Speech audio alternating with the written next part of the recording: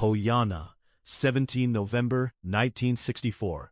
Faur John the Baptist, Siukarta.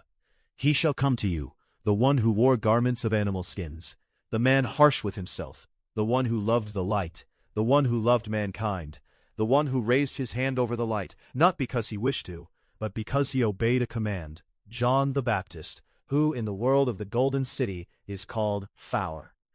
I have come only to introduce him, considering myself your host.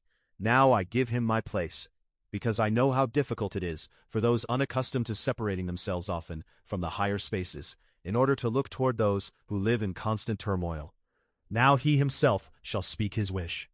George, in the name of the great teacher, be welcome within our atmosphere, beloved Faur. Faur, may the great ocean of light pour itself over you and fill you with grace. I have separated myself from the world of lights. I have left the Golden City in order to give free passage to all who wish to express their desire. I was invited by his longing, by your longing. Your love drew me to come to you.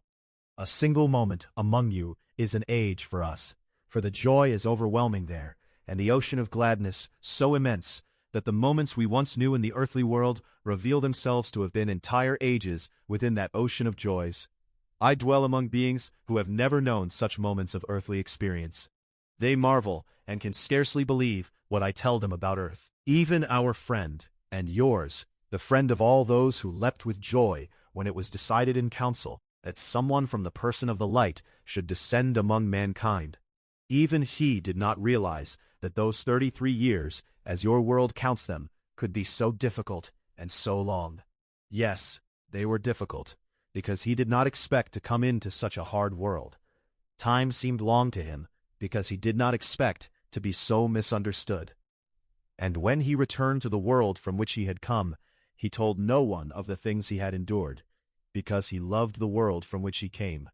He loved it so much that out of mercy he asked that his sufferings not be revealed, lest his brothers cast fire upon the earth and burn the world that had failed to understand him and had wronged him.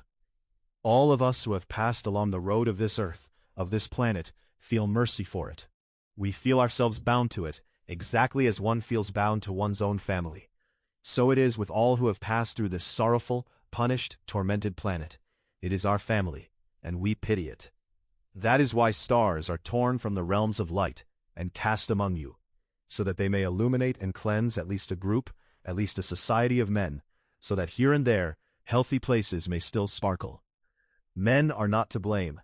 The planet is. It acts with hostility. It does not help. It does not encourage. It hardens and corrupts. But who made the planet? Why is this planet rebellious? Therein lies the secret. Perhaps the one who first set it into motion cast upon it a hostile glance, a glance of irreconcilable regret. But once it had been set loose, it could no longer be stopped. The law of motion had already swallowed it, and so it was left to continue. And it shall continue until one day it collides with another of its sisters. The catastrophe will come. The decision will come from the great master who set the whole universe into motion, and surely the one who knew how to govern the secrets of the mechanisms in perfect order shall prevail. He shall subdue the rebel, rule over him, and reign. He who has peace possesses light.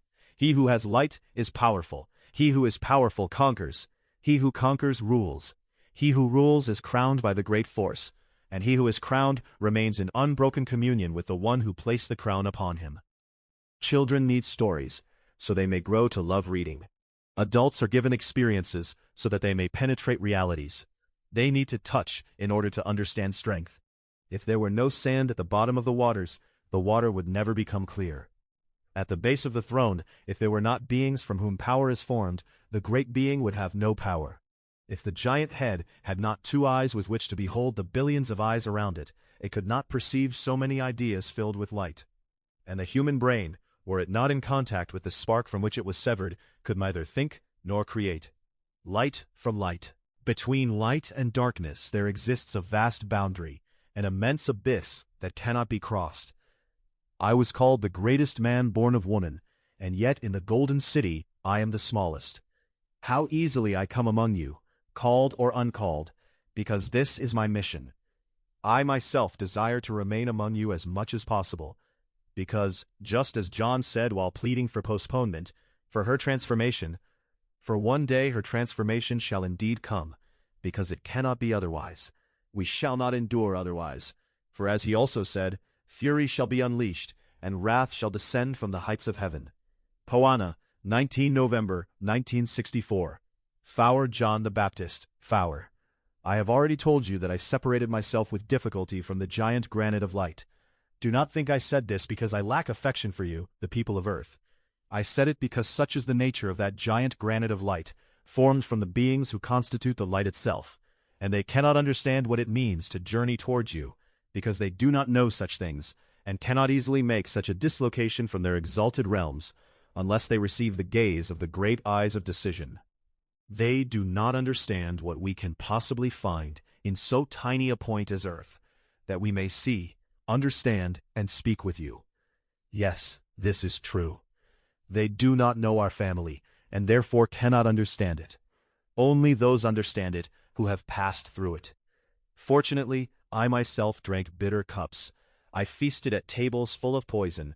I speak of those who counted me among their family, and who competed with one another in their eagerness to hand me the fullest cup of poison, and to destroy my earthly being as quickly as possible. Their struggle elevated me. No, that is not entirely correct. Their struggle was stirred up because they sensed among them a being who disturbed their teaching, their hypocrisy, their falseness, their corruption, and all the other disorders of their house. It was not I who disturbed their so-called peace. It was the mission I had come to fulfill, the command I had come to accomplish upon entering their house. Poor souls! And if the world of light truly knew all these things, what an extraordinary catastrophe it would be. That is why the great scientist hides his thoughts from them. That is why it has been said countless times that no one knows the day of the wrath of man. No one knows it, because he no longer wishes to convene a council.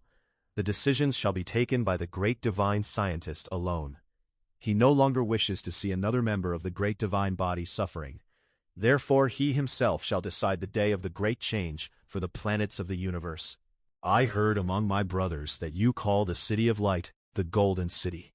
You have not erred. Do you truly think this city can be described in your language, how, when, and by what means it was formed? I myself have not yet succeeded in knowing the billions of beings of the city of light. I have not yet managed to behold all its ranks, to comprehend the entire being, formed from billions of beings swaying within an ocean of light, living in perpetual song, perpetual activity, laboring without fatigue, without changing place. It is extraordinary when the divine forum intervenes among you. There must be great turmoil, great revolt. When you place a weak little bulb into a high-voltage current, it melts, it turns to ash. So it is when a burning element enters an ocean of incomprehension. Just as our good friend Jesus concealed the shameful deeds of those among whom he came in order to raise them up. But of him we shall speak another time. Now I wish to show you what that city of light truly is, and how few among those who tasted bitterness ever reached it. Few, very few. In truth, only a small number were torn from it and sent forth out of love, and then received back in honor because they had been sent. When someone pricks even one spot on the body, the eyes immediately turn toward the wounded place. So it is with the being of light when it sends forth one of its members out of love for the planets, and that member is wounded. The eyes gaze upon it with sorrow. How long do you think those great and powerful eyes will continue watching the regret brought upon the gift they once sent? Do you think the one who sent it was powerless? Could he not have struck directly the point to which he sent that fragment of the immense light? He could have, but he did not. He allowed things to unfold so that all might understand.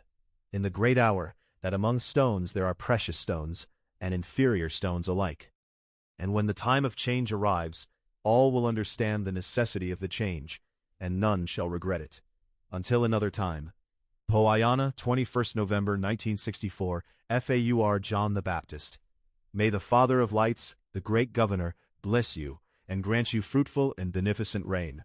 I told you that a council was held in the world of light to decide who should be sent to your planet, to Earth, among men, in order to help them and show them the true path they must follow, so as to reconcile them with nature, reconcile them with the Master of the universe, reconcile them with themselves.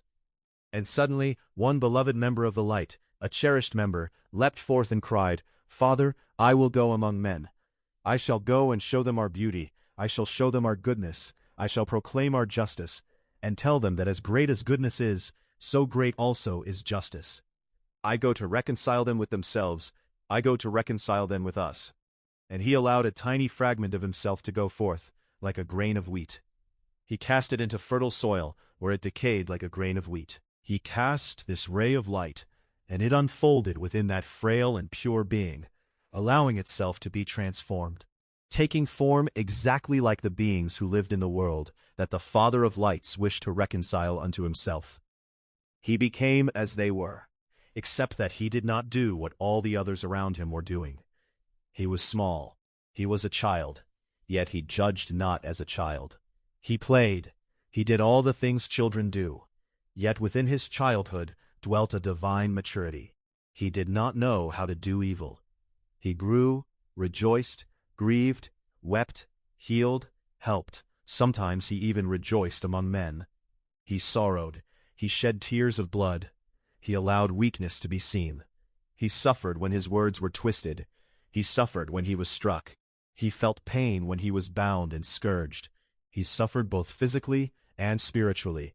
Physically, because he had taken flesh from an earthly being. Spiritually, because he had not expected such great misunderstanding and distortion. He came filled with enthusiasm, filled with love. He departed disgusted, broken, and saddened by the misunderstanding and hostile reception of those among whom he had come. Did he not possess the power to summon from among billions of beings who at but a single call could have burned the entire world to ashes?